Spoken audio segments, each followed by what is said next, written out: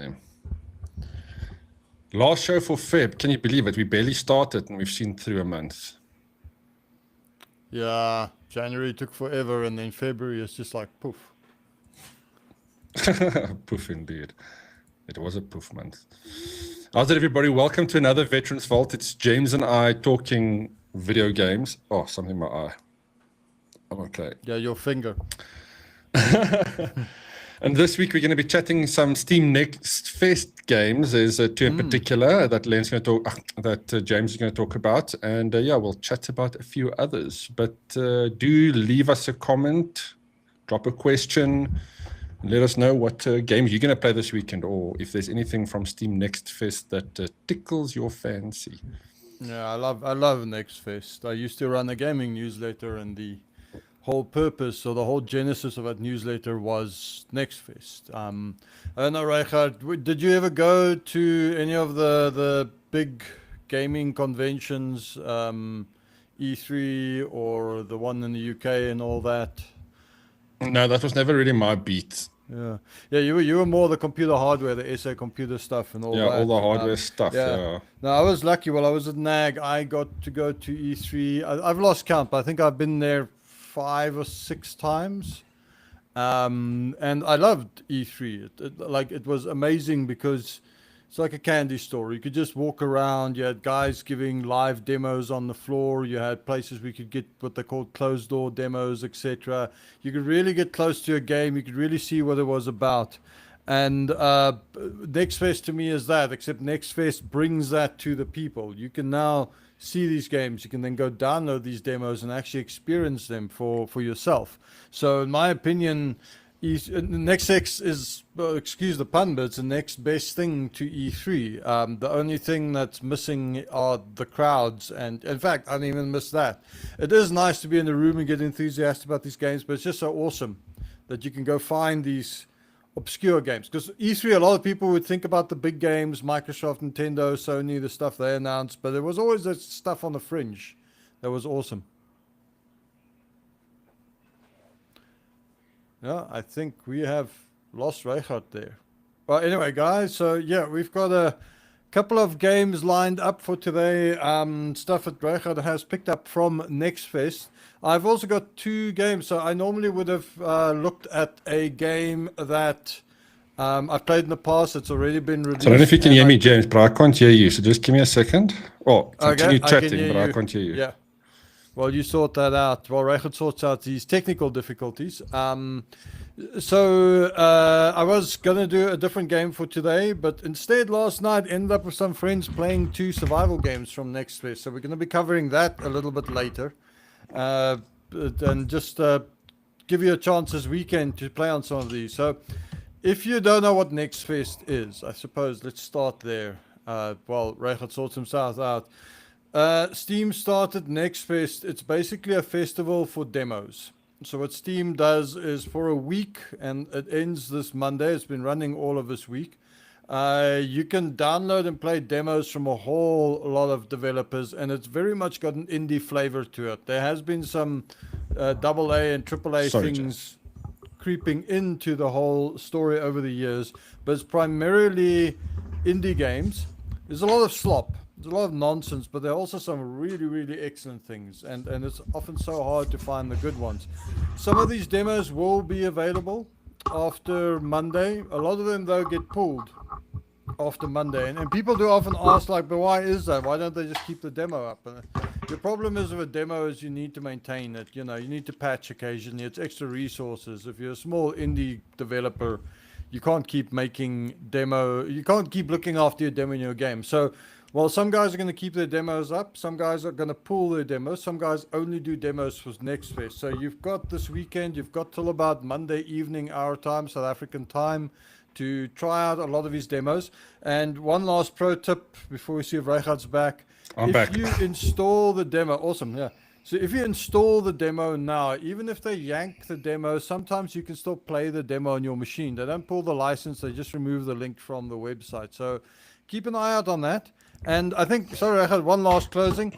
If you're playing these demos, and these sites have a dedicated demo page on Steam, if you like the game, go leave a review. It really, or just go leave your opinions on the discussion boards. A lot of guys use these things for beta testing. These are indie guys, so they don't have a lot of budget. They don't have a lot of time. So they really do appreciate the feedback they get from whatever you post on their forum boards, whatever you post on the reviews. Post positive reviews, no need to rain on people. But if you have constructive, maybe negative feedback, go to their discussion forums, jump it in.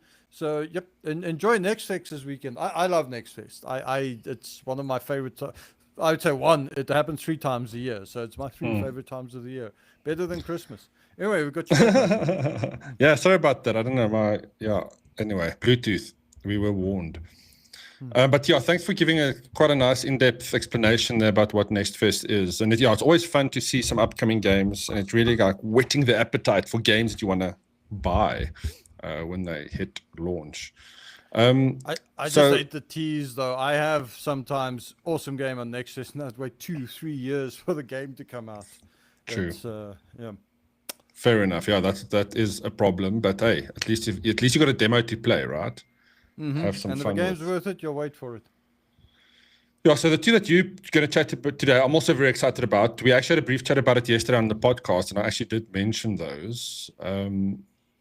But shall we quickly kick off with those first 2 quick picks? Yeah, you've got a couple of quick fire ones you want to have a look at. So the first one that I thought was quite cute looking. Hope you can hear it. I can hear it.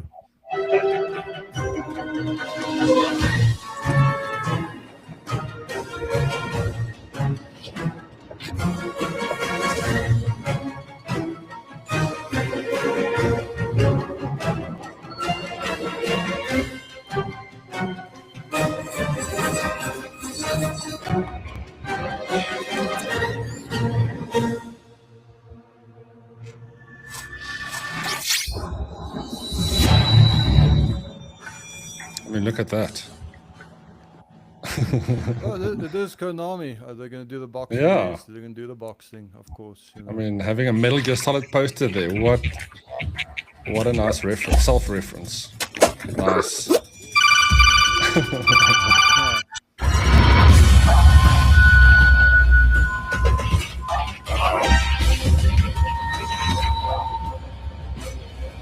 so it's a bit of a tip of the hat to Metal Gear Solid and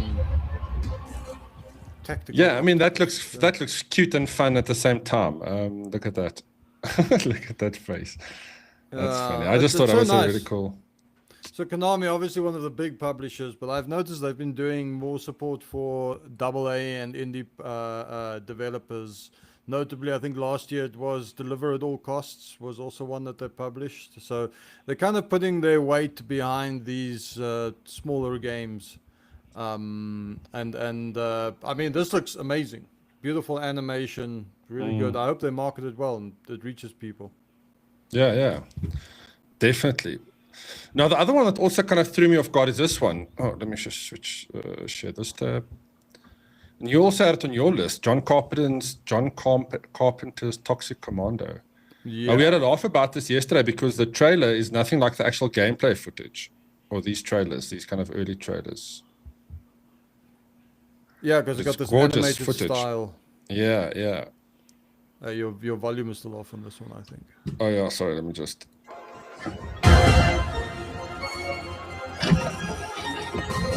Also, like they made John Carpenter the villain here. You know? Yeah. Dearly beloved, let's get this party started.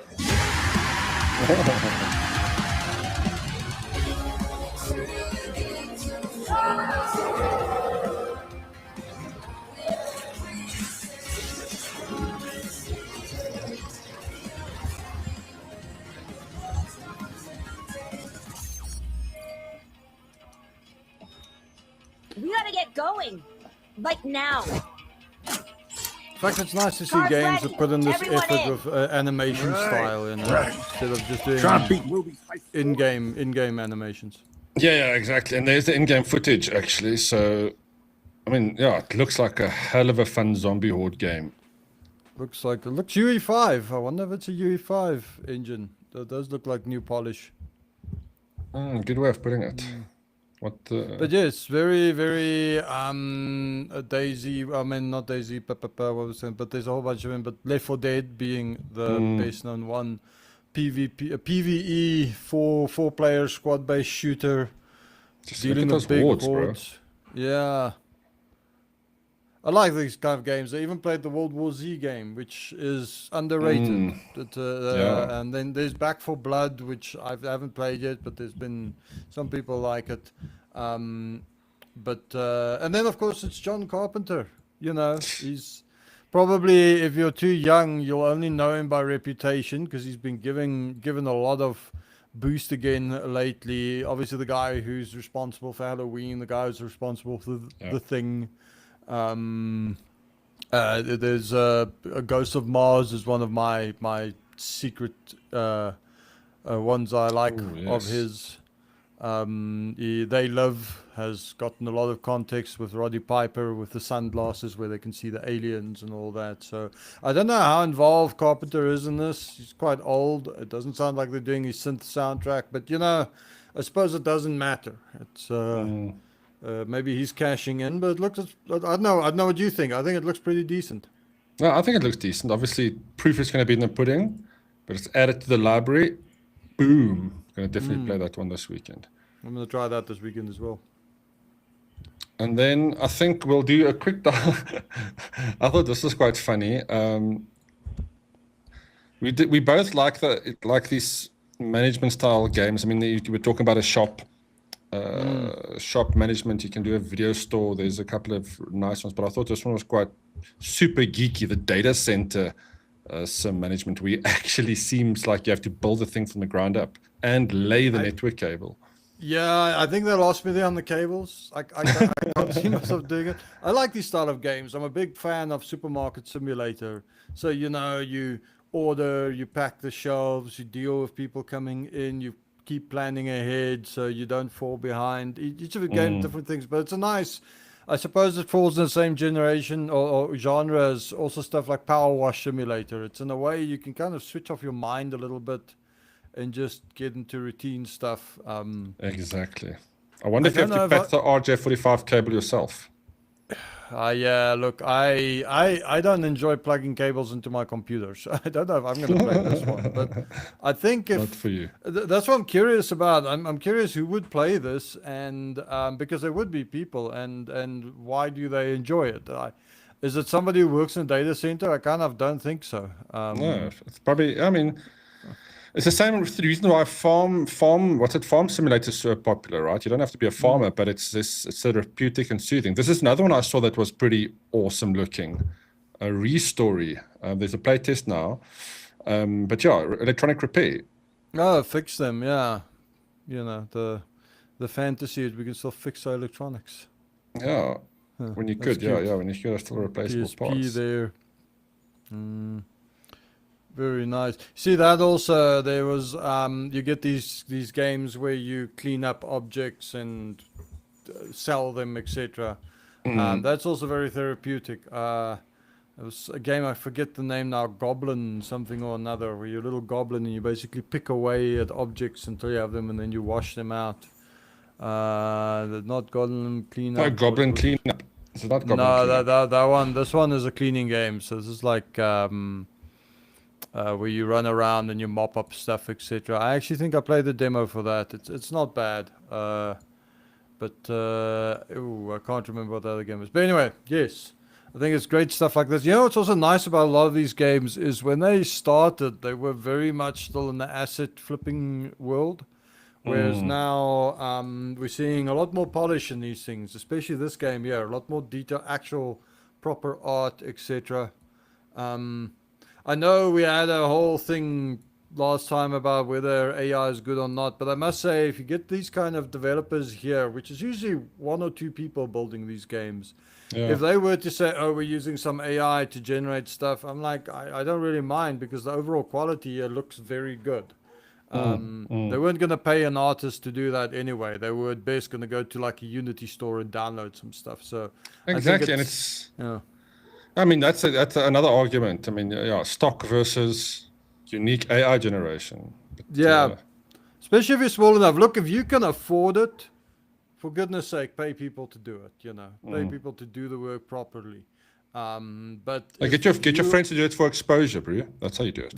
yeah. Pay the rent of exposure. Well, maybe why not? They can use the experience, etc. But AI should be a bootstrapping last resort type of thing, not the main way you do it. So I'll defend AI definitely in that light. Well, I don't think it's AI. Is dive or die, which is the last one on my list, which I thought was very much reminding me of Dave the Diver in a horror setting. There's another one, I can't remember the name now for it, but there's another game that's similar to this, which is also a horror-based diving down. In fact, I remember it because last Next Fest there was a demo for that one. So this is an emerging genre, diving meets horror, that kind of claustrophobia vibe. And with this one also, like Cthulhu, Lovecraft vibes. Yeah. And I mean, again, nice art style, I think. It seems interesting. And I like the look of the diver's suit there. Nice horror. Makes you think a little bit of We Need to Go Deeper. I don't know that one. What is that? No. That is a submarine game. It is so hard, and it's a co-op game where you play with other people and you run a submarine and you go and there's missions you have to do and all that. I don't think we've ever successfully completed a mission. You die so often. But one person pilots, one person handles the guns, some people reload them, some people do repairs, Okay. If you like a good co-op game, this is and there's been expansions and stuff, there's a lot of polish, etc. I love, again, unique art style. It's a beautiful game, especially the flat 2D style look of the very reminiscent of Don't Starve and Don't Starve Together, some of the OG survival games as well. So definitely, but yeah, I've got to say, Dive or Die looks very nice, very cool, single player, horror themed. Keep you busy for a while. I love how just looking at Dive or Die that you would have this atmospheric dark art where they use the lighting effects with 2D art and all that. This game as well doing it similar, where you're seeing new techniques and old techniques mix along. So very cool. Yeah, Dive or Die. Let's do it. I do think the two that you chose, or the two games you chose, I think they are going to probably be some of the biggest winners from this year's Next Fest. Which one do you want to start with? Well, let's start with the big one, and then we'll keep the surprise, the second one, for after that. And then the first one is, I don't know if you want to play the trailer, but we are talking about Windrose. Share this tab. Let's go. Come on. There we go. Let's go.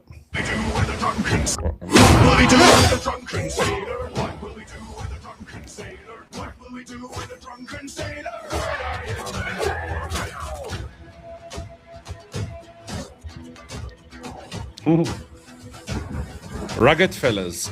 It's got a nice character builder. I love a survival games good character builders and a name randomizer. Thank you.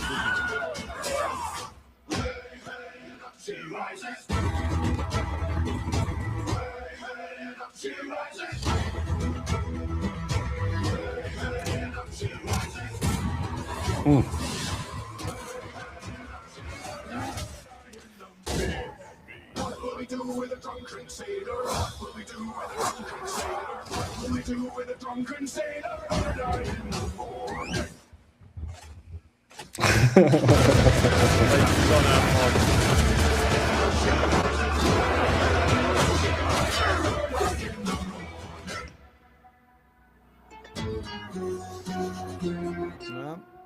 We have cool. Windrose. So I love pirates. I love pirate games. I played a ton of Sea of Thieves. I played a lot of what's it called? Black Flag, Black Sails. Not the Assassin's Creed game, the other one, the PvP multiplayer. It was a very Yankee game, but you kind of had everybody had ships, and then like the the soldiers and the pirates would attack each other. Played a lot of that. Blackwake, Dark Blackwake, yes, I want to say. I played a obligatory amount of Skull and Bones. I Obligatory like amount. that. I mean, it was so watered down. What you want in this is you want the combat, you want the ships. So somebody took this, or Windrow's crew, they took this UE4 engine, nicely done, and they combined it with a survival game. So you build bases or you build infrastructure, you chop down trees, you find ore, you smelt ore, and you build things up, etc. But you're doing it in this pirate setting. There are islands. They seem to be procedurally generated, so you can sail between islands. You can eventually get big ships and attack other people. 4-player co-op, so it supports up to 4 players. I kind of hope they might do more, but you know what? Even 4, there's not enough games with multiplayer combat, ship combat like that. So gave it a play last night. It is good. We had some issues with the netcode connecting, stuff like that, but I can forgive it. Demos often have that issue. It looks very nice. It plays very well. Yeah, look, hopefully that'll correct a lot of the wrongs from the past pirate games. But I mean, it's going to have a massive following if it's hitting the mark.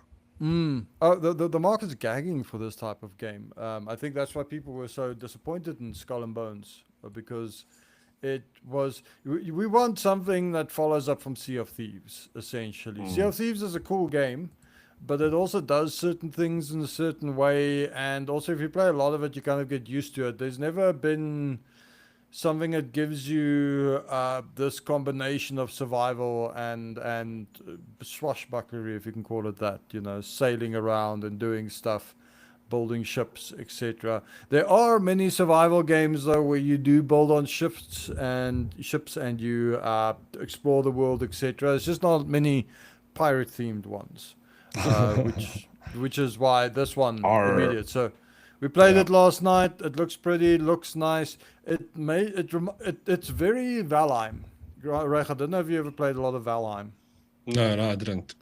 So it's, if you've played Valheim, anyone out there, this is Valheim with pirates. That's how I'm going to describe it. It's got very similar concepts about how food boosts you, how the gathering of resources work, how your buffs work, etc. But it also adds a RPG element. You can add experience points and stuff and get your character to be more powerful. But it's very much a game that took a lot. These guys took a lot of notes from the genre. They've got a good idea of what they want to do. So I'm also a fan of this because it's a survival game. It really understands what makes the genre work, and it really understands what type of survival game it wants to be. And then that's a lot of fun. Not very complex combat. And I must say, I played through last night. We didn't get far enough to actually get a large ship going. You get little small ships that you can individually go around with. And we didn't do that much building, but no, fun game. I think this is going to be a big one. How much is the treasure mechanic a part of this game? Like burying treasure and looting other people's treasure, do you think? That didn't show up in the demo, but it would be interesting. I'm actually not sure what would motivate you to attack other guys and so forth, because being a survival game, the last Or at thing least you're find interested in, treasure, right? Finding treasure, that's part of the game mechanics. part of it, maybe. Look, to be honest, actual pirates didn't care about treasure. It's they cared about goods. What a lot of people don't realize is the reason why piracy did so well in the Caribbean and in the West Indies and all that is because of the taxes. Part of it was because of the taxes the British put on the British colonies on the east coast of the US. A lot of the trade actually happened with the people doing the piracy selling goods to people on the east coast, and then the same people on the east coast being part of it. Guys like Blackbeard, for example, came from the East Coast, from those families. A lot of the to run a ship, you actually need an education to be a captain or to be a first officer. So a lot of the people who were these infamous pirates, they weren't like Jack Sparrow. They were actual, what today would be like a varsity level, somebody who studied becoming an accountant and instead decided to become, organized crime figure. So they would be investing their money rather than burying it. Is that what you're saying? Yes. Also, they didn't really care about treasure that much because treasure was hard to move. It was heavy. Colonists didn't need more treasure. What they needed was clothing, cloth, tea, stuff like that, goods. So the pirates were very big on stealing goods. So, obviously this is a fantastical game. I don't know if you're going to have lots of treasure or not. But if they don't have treasure in this, I don't really mind because that's not all that was to piracy. So I'm curious to see though how you make a good point. How does the larger economy work? Why would you even attack other ships in a survival game when all the stuff you need you might be able to harvest? So yeah, I'm keen to see how they develop it. Yeah, thanks for that history lesson, James. Very interesting. Yeah, and it's just, again, visually, this looks like what a pirate game should look like. A little bit gritty, dark, and adventurous. It looks like you want to explore. Wonder if they're going to have... So there are zombies in this. You get what they call the drowned, which are these dead pirates that come walking out of the ocean. And here's another diversion for you guys on pirate lore. So a lot of us today would know like fantastic piracy things we associate with Pirates of the Caribbean. Pirates of the Caribbean in turn took a lot of that from Monkey Island. And then Monkey Island was inspired by a novel. I actually read the novel from the mid-80s. I believe the fourth Pirates of the Caribbean movie is actually named after it. And that's the novel that really blends this kind of voodoo with piracy kind of idea. So this could be like older stuff, Captain Blood and all that, which is just straight up piracy with maybe a little bit of mythology. But maybe this could lean in heavily into that piracy meets voodoo kind of genre, whatever you call that, voodoo piracy, which is where Sea of Thieves is, which is where Monkey Island is, which is where Pirates of the Caribbean is. I must say they're playing the game. Sorry, I didn't really get a impression that they're really leaning into that. I think they are going more for a survival pirate type game. Sure. No, that makes sense. And it kind of looks the part. Awesome. Next. So Lord Razor is asking, you can build a base in your ships. That sounds awesome. So I want to correct, just under correction there. I don't know if you can build a base in this game on a ship. It would be really cool. I agree though, but I'm not sure whether you're going to build your bases on islands and then you move around the ships. We didn't unlock a ship. I get the feeling though you're not going to be able to do it. That being said, there are several survival games where you build a base that is mobile. There is one where you can build on ships. Obviously, Raft is all about building your moving base. There's also one where you've got an airship where you move around with an airship you build in. There are several where you build on trains, Void Train being a good example of that as well. I'm all with that though. I love a survival game where I can bring my base with me. There was one last year that came out where you actually, where almost everything is done with these floating islands and you move around there. So, so who knows? Maybe you might be able to own up building your base there. I get the feeling though that you're going to have multiple bases in this game. In which case, I hope they've got a teleport mechanic like in Return to Moria, because you don't want to waste time going between different bases. So either you want your base to be with you, or you want your base to be very central, or you want a good teleport system between them. I'm not sure which way this is going to go. Did the pirates have teleport abilities? No, of course, that's okay. The part they invented. I'm just it, checking. As long as it's everybody says Star Trek. Star Trek stole it from the pirates, that's where the old lore came from. Okay, it makes sense. Yeah, I'm definitely going to play that one. Good one for the weekend. Get like 3 friends together, host a session. It's a good bit of meat in the demo. It'll take you a few hours to get through it. If you like survival games, especially Valheim, give this a go. Now shifting period slightly. Yes. Let's check this one out. This one did look interesting as well. Always zombies, right? Yeah, I suppose they're the go-to guys for For baddies. baddies.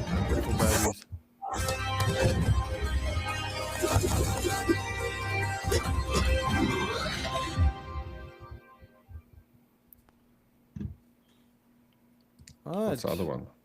This is Romestead.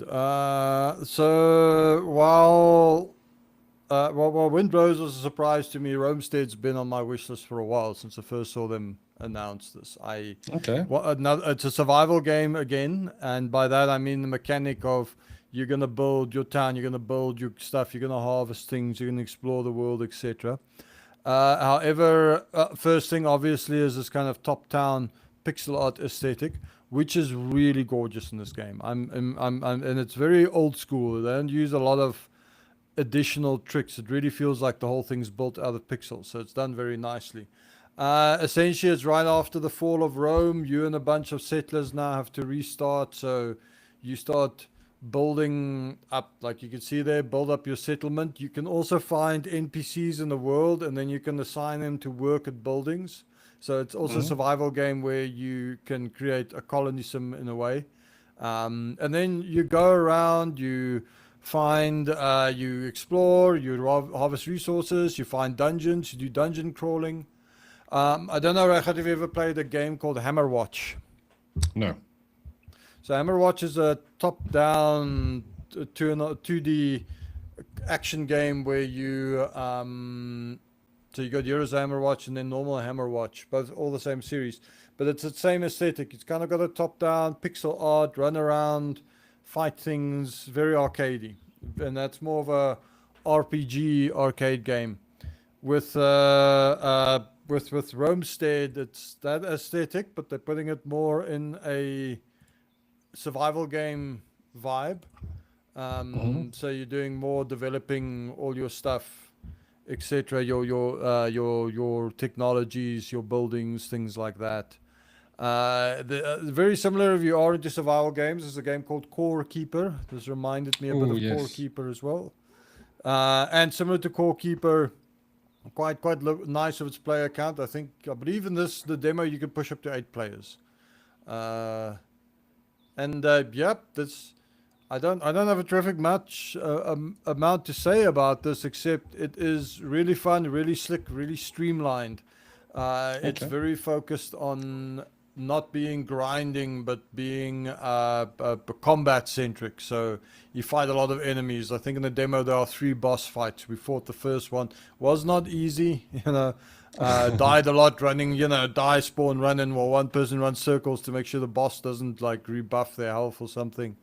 This was a surprise. We first played Windrose and then we played this, and I think the guys that played this really were surprised about how fun this was. Okay, so this was certainly the favorite of the two, from the sounds of it. They're two different, I would say. Both of them got into our wish list. We played both of these, so they're different in their flavors. Windrose is a lot more of a traditional third-person survival game, whereas this is a more streamlined, more focused on arcade action, and also more focused on colony management. Like I said, you can create a lumber mill, and then when you assign a NPC to run the lumber mill, they will start churning out lumber that you can use for your construction. And you just got to make sure they have food. But I suppose eventually you'll be able to have farms and a farmer can grow food and all that. So you can keep going out and adventuring while you're building your little settlement. So it's a survival game meets top-down arcade action meets a settlement manager. And there's a couple of games that have been doing the settlement stuff. Asco was a recent one. Another one I'm thinking of. I didn't play it last year. A lot of people I know they really played it as well. But anyway, this is this kind of survival game meets arcade meets colony sim genre is really poking up, and it's a lot of these kind of 2D top-down sprite games doing it. Nice. I'm sure you'll see a Netflix series in the works soon. Yeah, well, they'll tell us every 5 minutes what's going on. Yeah. Revise the plot every 5 minutes. Look, we certainly have a very nice selection of games on Next Fest. So, guys, please do let us know. Drop in a comment now or after when you're watching this as a video on demand. What are the Next Fest games that you are looking forward to the most? There's a very nice selection. I'm not going to lie. Well, I've got some trivia for you if you want to talk. Oh, yeah, yeah, science yeah. Selection. So let's. So all these are Next Fest questions. So when was the first Next Fest? It's not that long ago. Yeah, I was going to say 2013 or something. Nah, you're going too far back actually. Oh, too far. 2020. Oh, wow, that's recent. Okay. So okay, that's when it was called Next Fest. And they did actually in 2019. Steam or Valve in collaboration with Jeff Keighley, who's now kind of become the godfather of online style shows. They created this, and then in 2020 it was named to Next Fest, which is kind of timely because E3, due to COVID and other market forces, had been disappearing. So there was this move to create, there was this opportunity to create an online show like this, which they did, and has since just expanded. In fact, that first one from 2020, the first proper Next Fest, how many games did it have on show? 30? No, not far off. A few dozen games Okay. were on the show there. Now let's compare that with the previous Next Fest. So this is a Next Fest October edition 2025. How many games were on show? How many demos could you play at Next Fest October 2025? 150? No, you're close.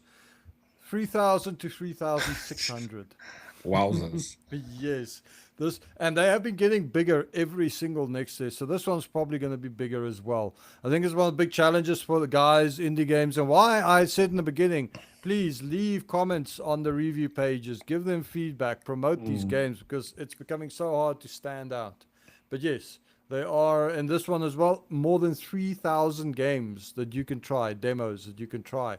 And these aren't just all washed down demos, because as far as I know, a game can only feature once in Next Fest. It cannot repeat itself. So it's all unique. And then I suppose let's compare that to E3. So what was the most games ever shown at the E3? Must be under 50. A little bit more than that. Oh, okay. Yeah. Less than 100. So Okay. the E3 peaked twice in audience attendance. At 2005, it hit 70,000 visitors, and in 2018, it fell just short to 69,200 visitors. The amount of games shown at the 2018 E3 were just less than 100 games. So now we've gone from the biggest gaming show in the world, E3, showing roughly, let's say, 100 games, to Next Fest, which shows in excess of 3,000 games.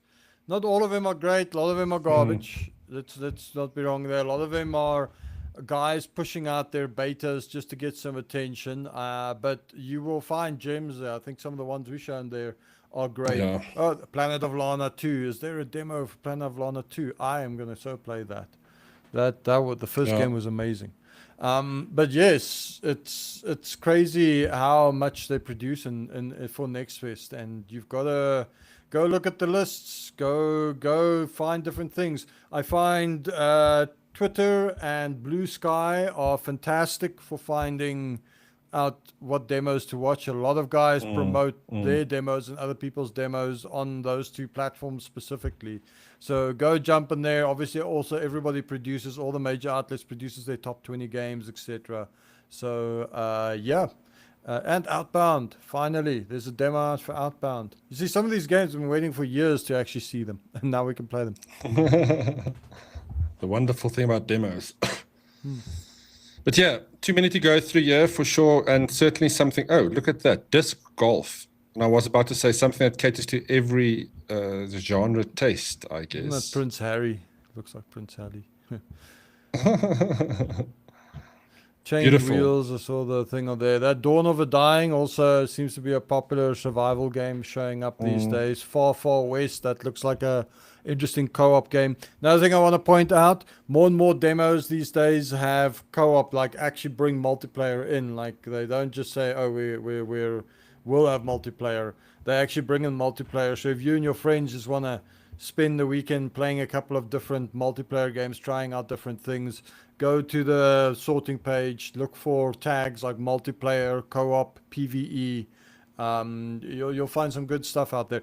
Netcode, not always great. Netcode is always hard for indie devs. It takes a lot of work, so do be patient. Also, expect things might crash, etc. Guys don't always have the Q and the quality control QC that you need, but you can find some great stuff out there. Yeah, look, you have to ask the question, do we have too many games? Oh, where's this thing? Well, in the market, like online and all that.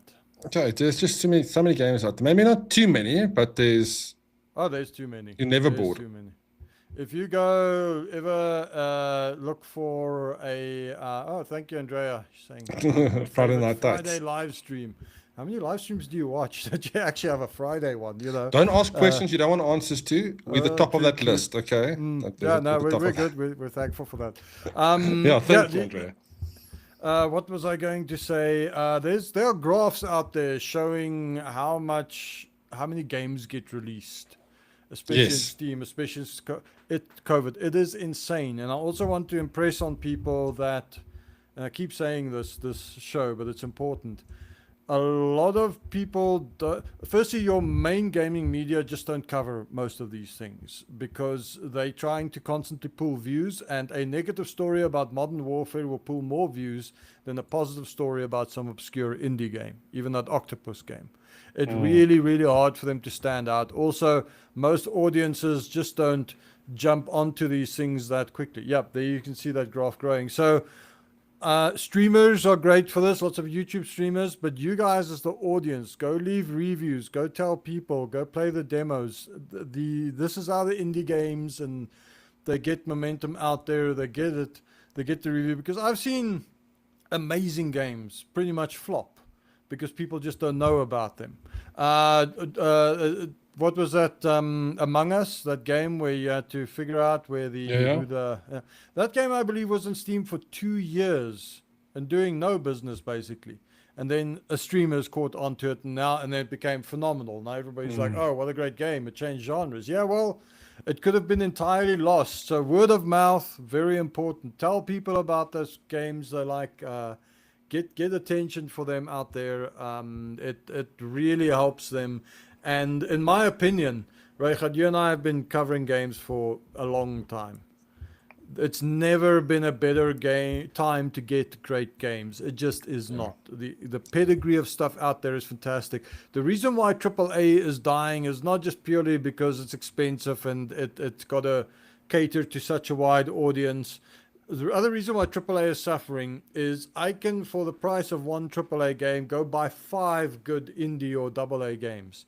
Instead of spending 1,000 rands, I can spend 200 rands a game. I can find great games where I can just play with friends, play myself. I can get niche genres.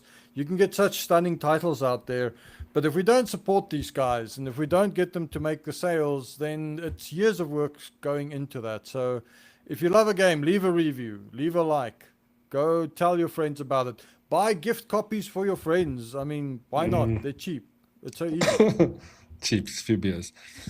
No, very well put. And I'm just having a quick look here. Just notice this. In 2015, the total number of games released was 2,822.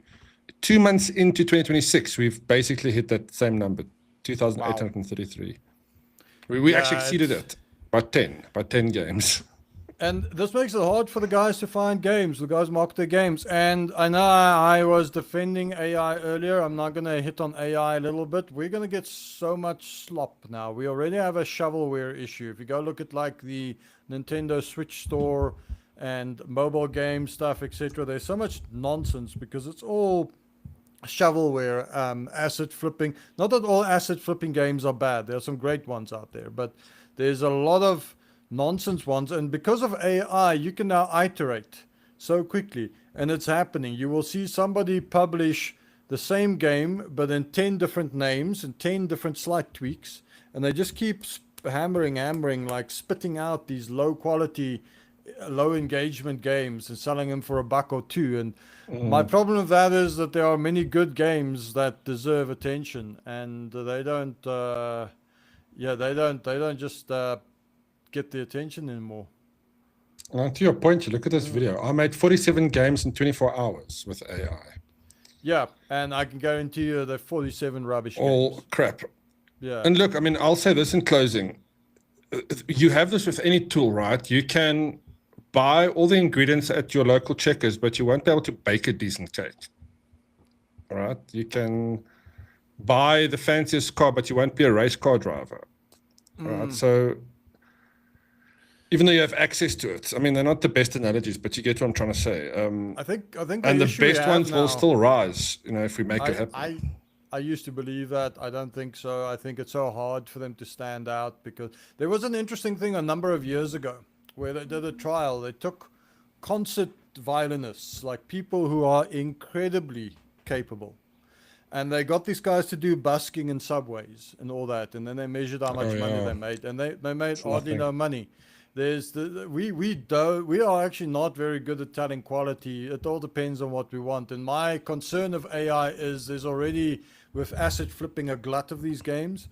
But now AI, at least the people who are making the shovelware stuff had to go do a few tutorials and had to work for it a little bit. With AI, you can now just spit these things out. You can make them horrible quality, and it's not that they take money away from other games, because I think a lot of these games don't sell. But now when you're doing a search on Steam or now of NextFest, now we've got over 3,000 games. Half of them are not worth it.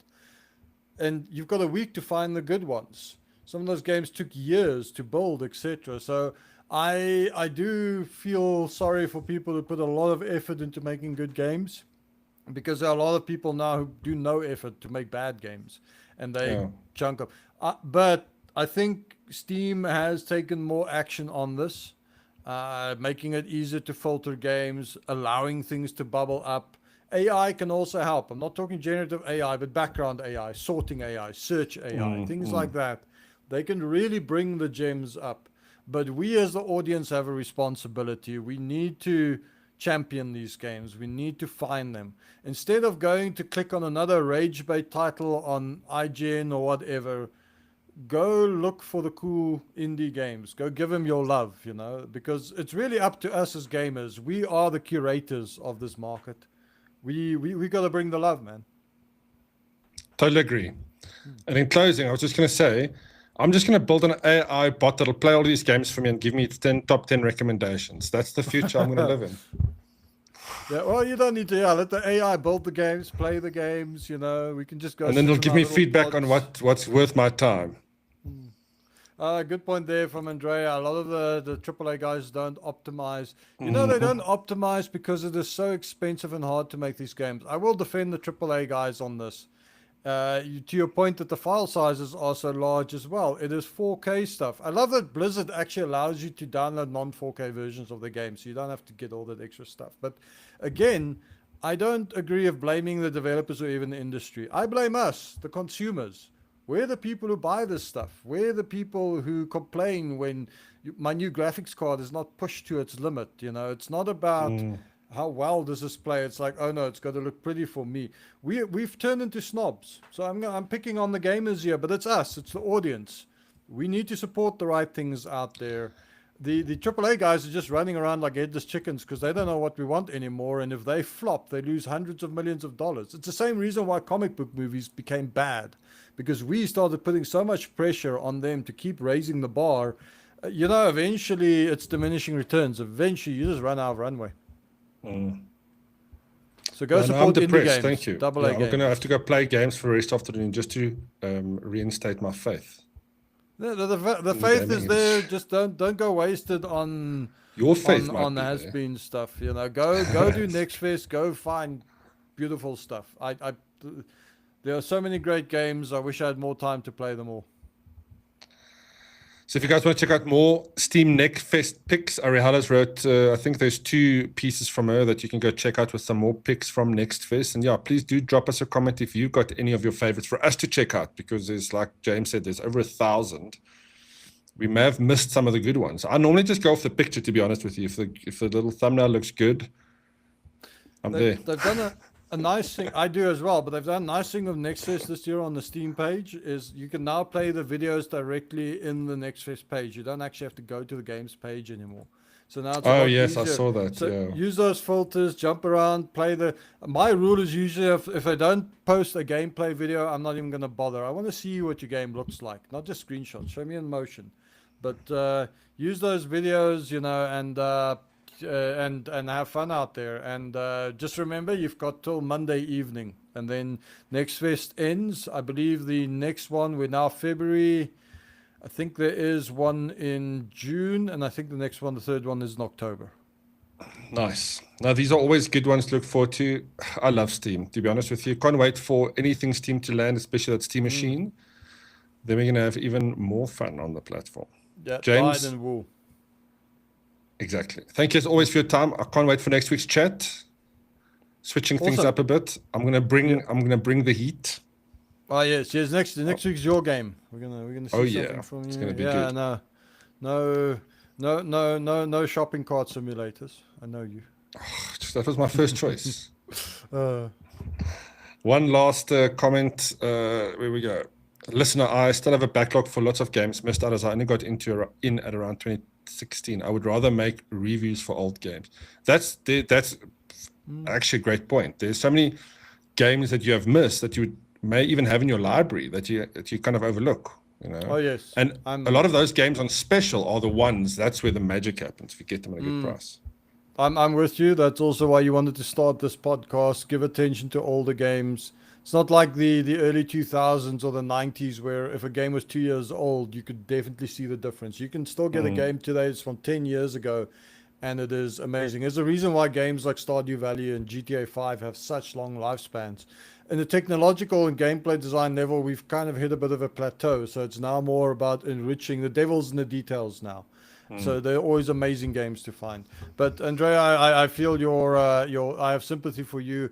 My wish list is over 1,000 games on it. I'm not going to tell you how many on my library. Just my wish list alone is over 1,000 games. Maybe one of the upcoming shows, what we do is we'll chat about our wish list. We'll go through that and we can kind of look at those. That'll be fun. That'll actually be a cool one. Yeah, maybe I can go in there because I haven't been in there a while. You know, you get about a whole and I'm like, oh, I didn't realize I have this many games. No, 1,000 is excessive. I've probably got like 50 or so in there, not that many.